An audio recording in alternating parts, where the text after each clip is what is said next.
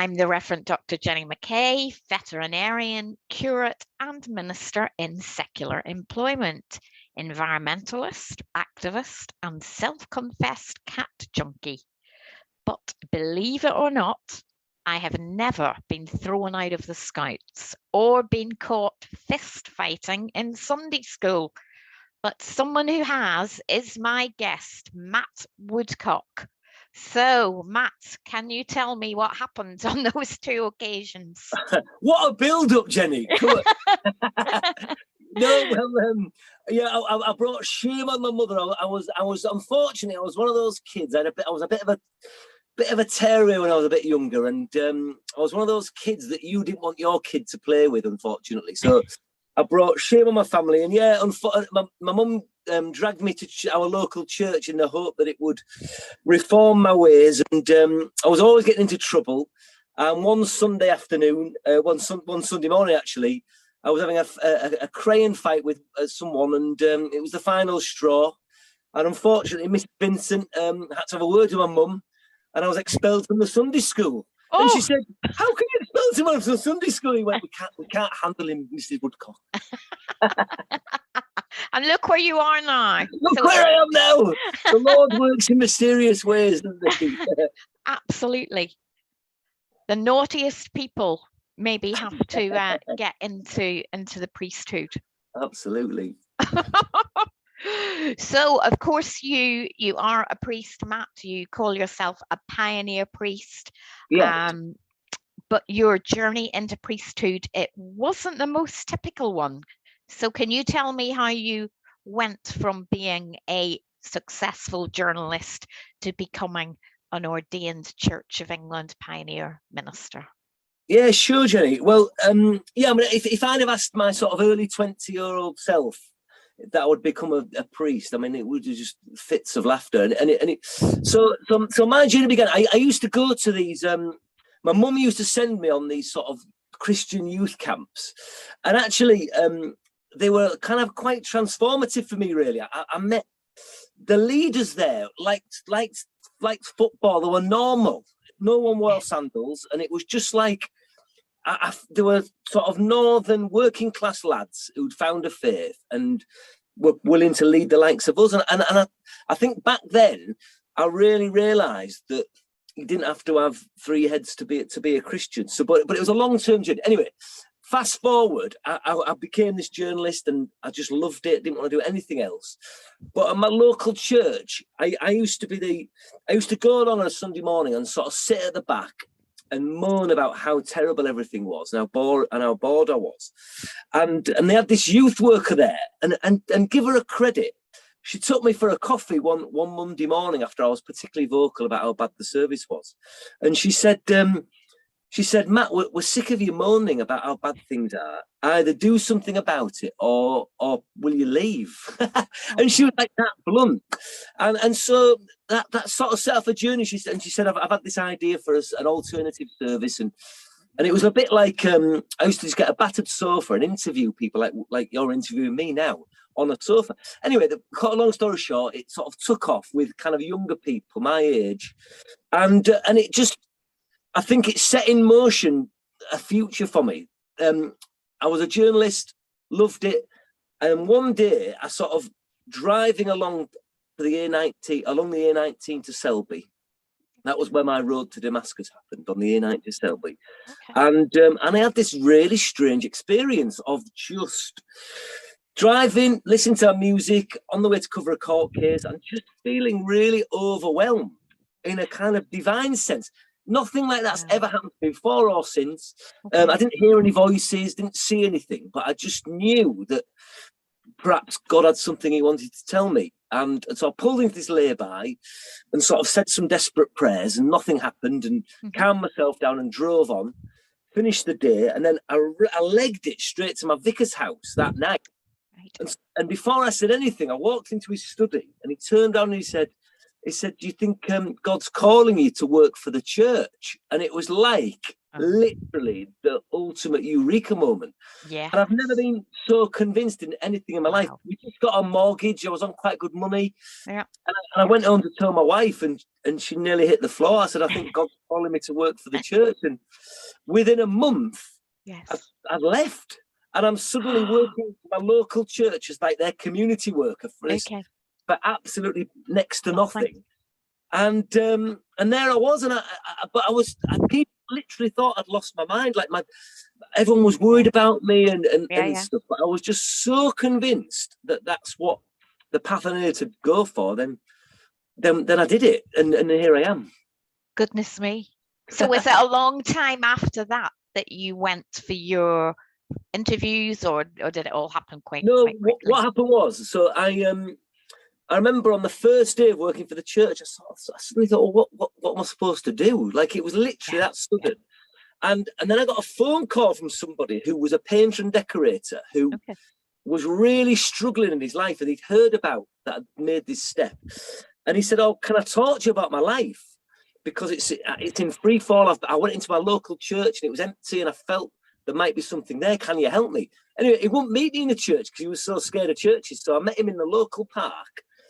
And anyway, to cut a long story short, we had this amazing discussion, and he became a Christian and started coming along to church, and lots of things happened. And I suddenly realised, that's what I'm supposed to do. Then I got a phone call from Archbishop Centimew's office saying the Archbishop wants to see you. And I used to do stories about the Archbishop for the local paper, and he'd heard about me taking this crazy step. So he phoned me and he said, why don't you come and work for me a couple of days a week while you sort of work out what you're doing? I think he had probably a secret plan. and so working with him and seeing him do it, I think he turned around to me one day and he just said, well, you've come this far. What about this thing called Pioneer Ministry? I think you could do it. And I said, right, well, I'm willing to push the door, Archbishop, but I'm always going to be myself. And if that's who God wants, then I'll do it. But if I have to turn into somebody I'm not going to do it. And he said, no, go for it. So I was kept hoping these doors were going to shut, and everything it just kept flying open, everything. And then so suddenly found myself 2 years later in Cranmer studying to be, doing my theological training. And that's how it happened. Gosh, that is amazing. That's a really kind of vivid. It wasn't gradual, was it? It hit you at that point. And maybe I was such a bad listener that God had to do it like that. I don't know. Oh, that's amazing. Well, I mean, a lot of it resonates with me. Not such a dramatic experience, but I mean, obviously, I am a vet, and this calling to ministry as well in slightly strange circumstances, both in terms of my ministry and doing it virtually. It's very, very different, and I think we need more people. We need more people who are doing things in a different way, definitely. And I think you feel that, don't you, that interacting with people in a more informal way can work much better. Oh, well, it's not. I suppose it's just we're all called differently, aren't we? I would never knock any, loads of priests. I've worked with them, I've helped them, and they've helped me.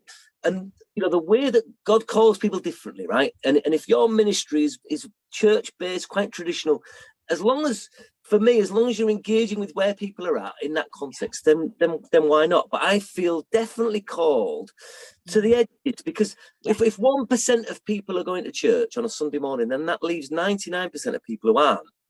So some of us are called to ministries that are out. A lot of it is outside the church walls. Now, I love Sunday mornings, by the way. I'm there preaching and leading, and anything that I get asked to do, I love it. Yeah. But I also see that only a tiny majority of our parish, are going to come in. So I need to find ways that engage on their turf, not expecting them to come and be on my terms or where I think they should be, but starting where they're at. And I always admire people in secular work, and I often think maybe God will call me back to maybe a ministry doing in the secular world and maybe being self-supporting or something. I don't know, but I try and spend loads of my time out where the people are, in cafes and pubs and sports or whatever it is that I can think of that engage me with where they're at. Because one thing I do know, and you probably find this, is that people have an incredible interest in the spiritual realm and in faith matters, and they're desperate to talk about it, but they don't want to talk about it in church, and they don't want to come on a Sunday morning. So if that's the case, then some of us have to find ways to engage where they're at, and that's what I try and do. Yes, you're right. I mean, it's a deeply spiritual nation, isn't it? But how they reach that spirituality and understand it.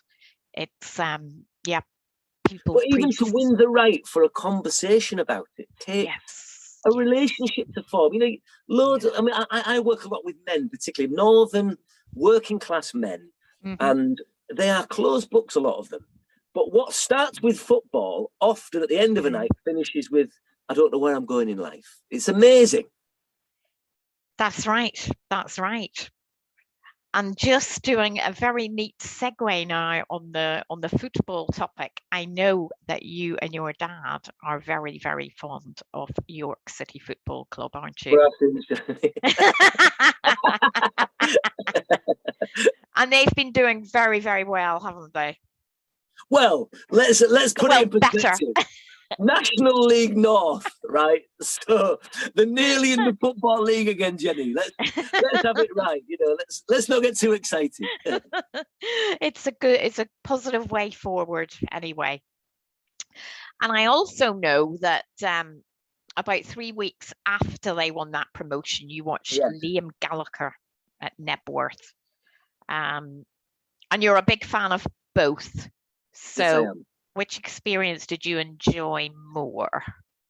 Well, I think in this case, being with 80,000 Oasis fans in a field in Nebworth will take some beating for a long time. And, that was and we're all wearing the gear, the bucket hats, and and it was just it felt like my kind of church, Jenny.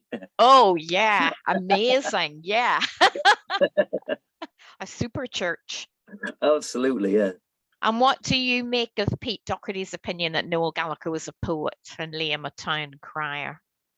Yeah, it was a great quote, that one. I think he's onto something. I think, you know, I know Oasis have got a real reputation of being bad boys, and then, you know, that's part of their shtick, I suppose. But I always look for the spiritual things in everything, including Oasis music. And when you look, Noel Gallagher is always talking about God. For someone who's so sniffy about not believing, he talks about God an awful lot, about does he exist? Where's my place in life? And a lot of Oasis' story is about they lived this humdrum life in this council estate in Manchester. It was all about trying to escape and ironically find an oasis in life. And so, you know, there's real resonances there. And Noel Gallagher, Liam Gallagher's, loads of people listen to him and loads of people resonate with what he says because he's like them.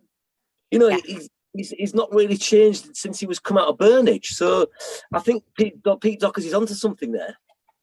Yes, and it's another way in. It's another conversation that you can have with people as well to get into those conversations, isn't it? I sometimes do an evening with Oasis, so I call it something Oasis ? And I use their music. So we play some music, and then I talk about finding your Oasis. And it's amazing how many conversations it generates when because people see the spiritual depth in what they're singing in front of a mirror like that. Or is that just me? I'm sure it's not just you, Matt. And you've also, of course, been on Pause for Thought. Yeah, what a great programme with Zoe Ball on BBC Radio 2 on The Breakfast Show. So how did that all start? How did you first meet Zoe? Well, that was amazing, really, because, you know, we were talking about going from sort of journalism to the priesthood. Well, I think God knows what he's doing sometimes because he uses the skills that, so in my case, the skills that I had as a journalist to sort of preach the gospel, I suppose, or you know, tap into people's spiritual side. When I was in Hull, so I worked in Hull for 7 years, and it was City of Culture in 2017. That's right. Yeah. And they were trying to find somebody, some spiritual figure, to do a one-off pause for thought with Dermot O'Leary on his Saturday show about City of Culture. Anyway, someone must have heard of me, and they put my name forward. And I just did a one-off with him down the phone line, and they liked it. And so I started doing Dermot's show in London. Now, luckily, my friend lives in London and he's single. He's not anymore, so it's a bit annoying. But he's got a flat in London, and so I went to stay with him and then do the show the next morning. And then it went from Dermot O'Leary on Saturdays to then Chris Evans and his show, and then on to Zoe when he left. And I've got to say, Jenny, that Zoe Ball is one of the nicest. You know, what you hear on the radio is true in real life. She's just an amazingly kind, funny, generous person. And yes, it is terrifying. You know, I mean, that was way out my comfort zone, speaking to all those people live. I mean, I know it's scripted, but but that was, again, pushing the boundaries and using the skills. So it's been a gift, really. Absolutely. And I mean, you've had so many different conversations on that show, but have you got a particular favorite moment?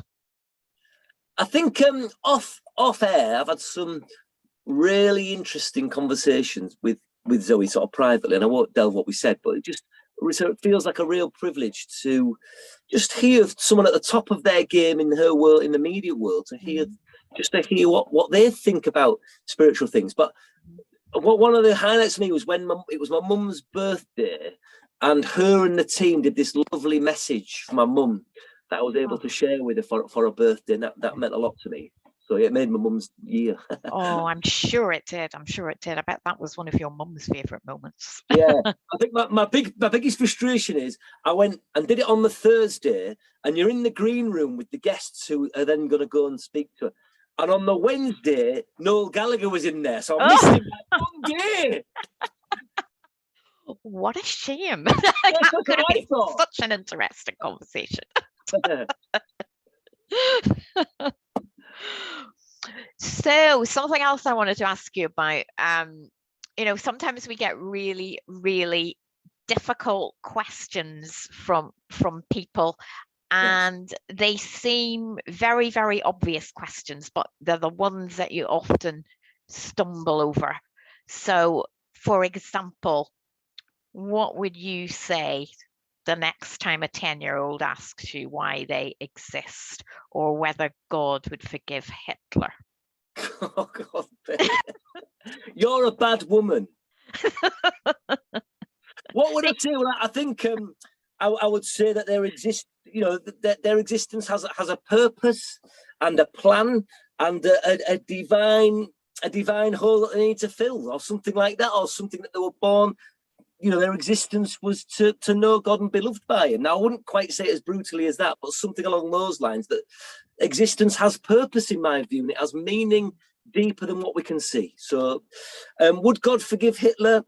Well, if you believe that God forgives, then you believe that God forgives. Would Hitler allow himself to be forgiven? Probably doubtful. Yeah. Would be my diplomatic answer to that, Jenny. No more hard questions, please. These are the things. I mean, I'm sure you find this. They'll put you on the spot, and it helps you think about your faith as well, doesn't it? Definitely. Yeah. And 10-year-olds ask the hardest questions of all, because everything's so that they're developing and maturing, and they see the world through that sort of lens. And it's I think doing assemblies and doing things with in primary schools and schools is often the most joyous, but the most challenging as well. So yeah, definitely. we could all do with being a bit more searching and open-minded, couldn't we? Yeah, like kids. So something else I wanted to ask you a bit about was your work with the Upper Room. Yes. Well, the Upper Room. So my role at the moment is there was a pot of there's a project going on in the Diocese of York to engage with under 50s. Okay, so people in their 20s to 40s. I'm sure you've seen the figures of just how few of that age group engage with church life. It's just negligible. It's hardly anybody. So so a group of myself and about 12 others across the diocese in different areas. Our job is to grow or try to grow new communities for people in their 20s to 40s. Only the Church of England could come up with that, by the way. Yes. As if I'm going to turn down a 50-year-old, But anyway, the thinking's probably a good one. We just need to get a little bit younger. How do we engage with that age? I get that. And so I teamed up with a guy who runs a mixed martial arts gym in York. And when before I started the role, I was just preparing to start it. And I got pally with him, and he said, as people are hitting his heavy bags and training, they keep asking me these deep questions about existence and life and faith. And he said, don't you think we should set something up, like a talking forum, a discussion, people can have that discussion? Anyway, my friend in the parish runs the local pub, and he's got this upper room of the pub. So the upper room sounds really spiritual, but it's basically because it started in the upper room of the local pub. So on a Monday night, I would publicise that we're doing this thing called the upper room. You can come with any question, no questions off limits. We're just going to talk about things deeper than York City, right? And that's where it started, and we basically explored faith together, and it sort of grew a bit and developed a bit, and now it's a community in its own right. So it's not massive. We meet on a Monday night and we meet on a Wednesday night, and we do so last night we did community volleyball and then went to the pub. Monday night we did an evening of eat. We all ate cheese, and I did a discussion about the spirituality of cheese. You come one time, Jenny, I'll do it for you. And, I'd love to. It's all about questions, what questions people have about faith, and an opportunity to pray for each other and grow in faith and explore faith. So we have people who are really strong Christians, people who are not quite sure, and people who aren't quite there yet. But it seems to resonate with people, just a really loving, friendly place where you can just come and be part of something that's a little bit deeper and just goes a bit further with that kind of stuff. Now, some go on a Sunday as well, and engage with Sunday worship as well, and obviously I'm involved in that. Some don't. So I think the hope of the prayer is at the minute we're meeting in pubs and people's front rooms. Whether that will change and we'll have a building of our own, or we don't know.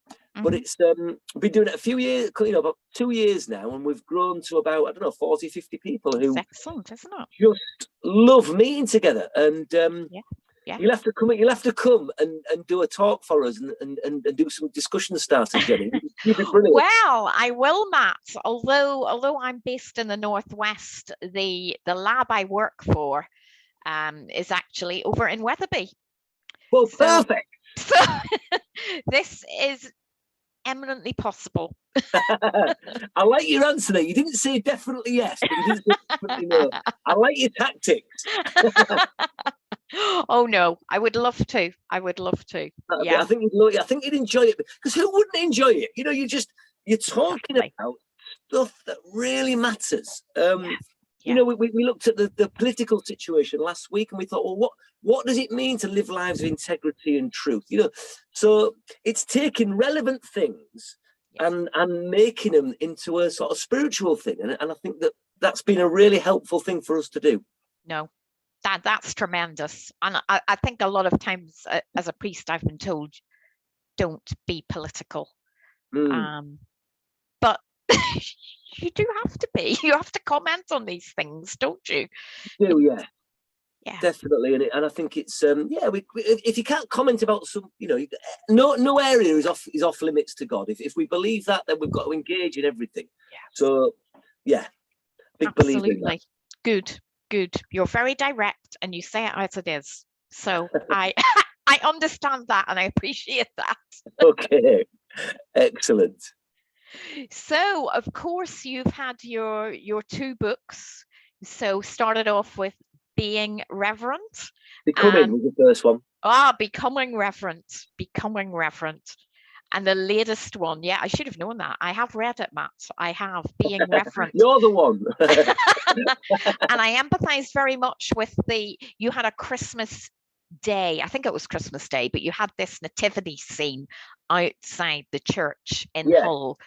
And it appealed to me, of course, because you had all the animals and you had the people there, and it must have been an amazing experience for people. Yeah, well, it nearly killed me. I mean, I literally said it as a joke. We had a staff meeting, and I was sick of doing the carol service and the Christmas, and numbers weren't great back then, and it just frustrated me that people were missing out on the story of Christmas. So I just said, well, jokingly, I said, well, what if we got some camels? That'd bring them in. And they all laughed. And then it just sort of snowballed from there. And somebody found me this sustainable farm that really looks after the animals, because we were conscious that, Yeah. And we found this film hire company that hired out camels and donkeys and sheep.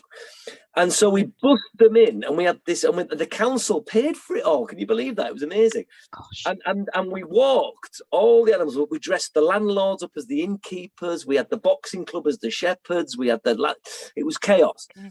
And we walked these animals through the city centre and did this. We told the story of the nativity outside. Yeah. And people were coming out of boots. Can you imagine it? Coming out of boots to their Christmas shopping, and there's a camel in the city centre of Hull walking past them, and they're like, oh. But it was amazing. And you know what? From that moment on, people began to come in and engage with the church at Christmas, which was really heartening. And it became really powerful when just ordinary non-church landlords were coming out of the top window saying no room at the inn. And people were really engaging with his story. So yeah, it was good. It was really good. It nearly killed me though. Yeah. I don't know how you work with animals. You must be mad. There's a special knack, isn't there? Yes. I don't have it, Jenny, clearly. Have you ever done an animal blessing service? I haven't actually, no. That is one of my favourite services, when you bring them in. It's a Sunday closest to St. Francis of Assisi, and you give them a blessing. Yeah. And you'll have to send me the notes. That sounds interesting. Yes, church full of barking dogs, wheeling cats. Yeah, that'll be the next thing for you. Yeah. So these it's all about diarising your life. Is this something that you kind of planned, or were you just writing diaries at the time and then you thought, this is going to be very interesting? Let's get this out there. What happened was, when I had my Road to Damascus experience, what my spiritual director was this wonderful nun who was just a lifesaver and life changer for me. I'd go and see her once a month. And she when that happened, she said, Matt, in a few years' time, you'll doubt that happened to you. So you need to write it down. And so she encouraged me to start a diary. That was in 2009. So every day since then, I write 500 words a day. You'll be in it today. And I write 500 words a day, almost like a self-reflection. Okay. Like a spiritual discipline thing, because you can share anything to a diary and they don't talk back to you. All the hopes and fears and what I loved about the day, what I struggled with, all that stuff goes on my diary every day. And then when I finished theological college, I looked back at some of the diaries. I thought, there must be more people like me out there, but who never dare go for it because they think that they don't fit into this Church of England box. Yeah. And I realised that because I had these diaries, the story was there, and people I loved Adrian Mole, and my wife loves Bridget Jones, so that was the kind of style. And I just thought, right, I'm going to have a go at writing this, and I did. I wrote the book for me, yes, and then by some miracle, it just sort of ended up on the right desk, and somebody tried to publish it, and that was the story, really. Brilliant, yeah, very inspirational. It was. Thank you. Yes, as you know, I'm a bit on the edge with my ministry, so it's very, very encouraging to read about what you're doing. How not to do it? You were going to say that then. So what's the next big project for you, Matt? Well, my third book's called Divorcing Reverend, and it's So the next big project is, well, I'm really excited about it. So we're, developing up a room and trying to support other churches and stuff.